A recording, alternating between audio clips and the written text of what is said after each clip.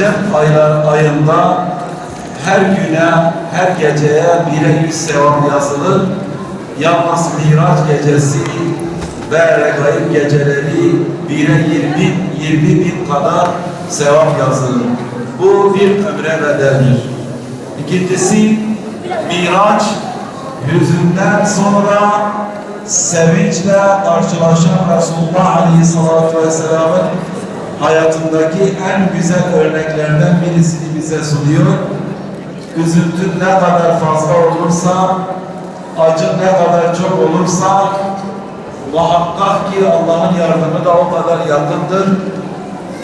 Resulullah Aleyhisselatü Vesselam en zor döneminde bütün peygamberlerin Allah'tan istediği, onun istemediği o büyük misafirliğe gitti, Miraç'a.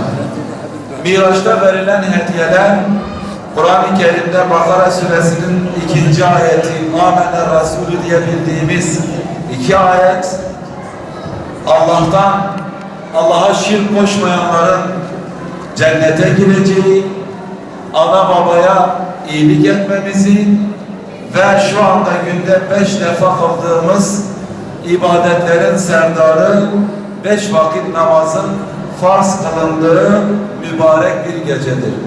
Biz de bu mübarek gecede, bu mübarek camide, içerisinde sahabilerin secdeye vardığı bu camide inşallah Kur'an-ı Kerim, Mevlid-i Şerif, mevlidlerimizi de dağıtacağız. Rabbim hayır sahiplerinden razı olsun.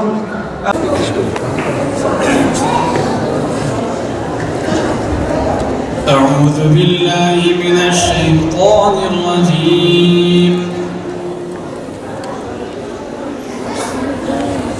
بسم الله الرحمن الرحيم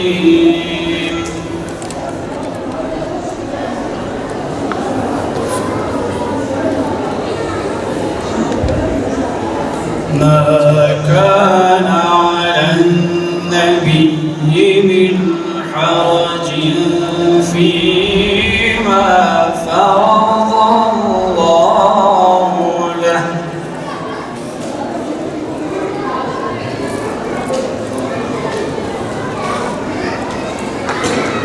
سنة الله في الذين خلوا من قبل وكان أمر الله قدرا مقدورا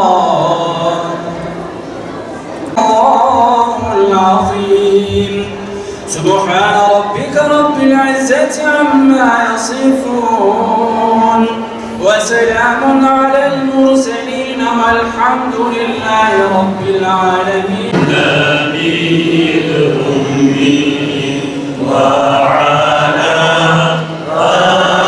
آله وصحبه وسلم اللهم صل على سيدنا محمد النبي الأمي حمد بحد بو خدای عالمین او خدای دای مدین مبین امکرین امتا خیر البشر تابعی بمقتداینا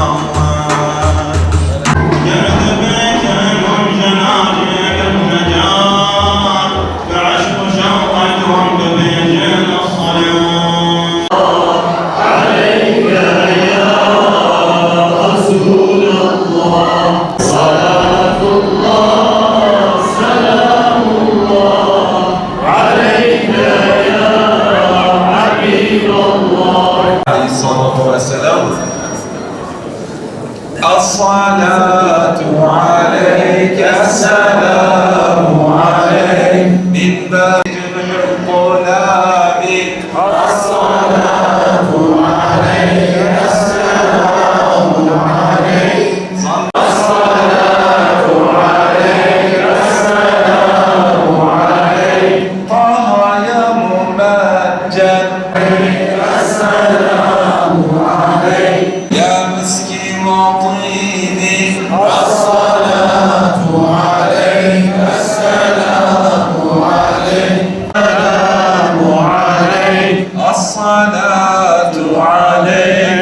السلام عليك.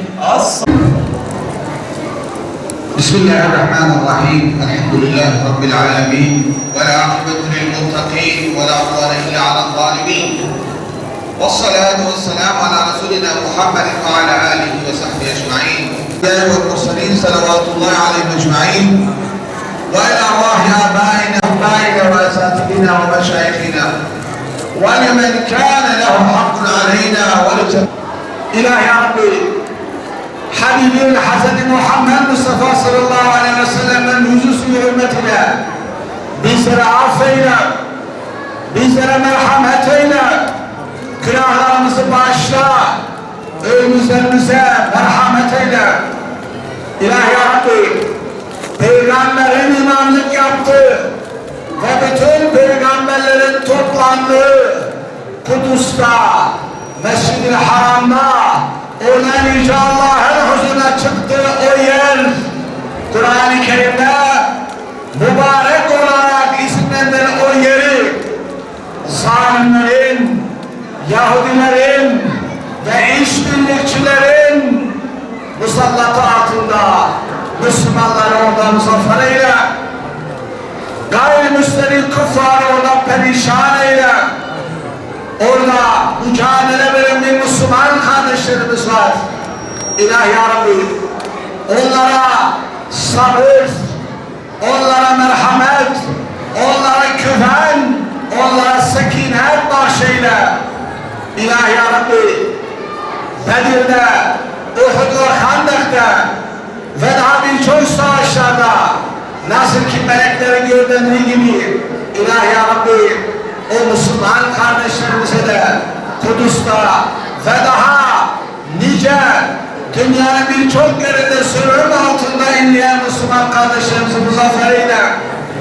Eşhedü en la ilahe illallah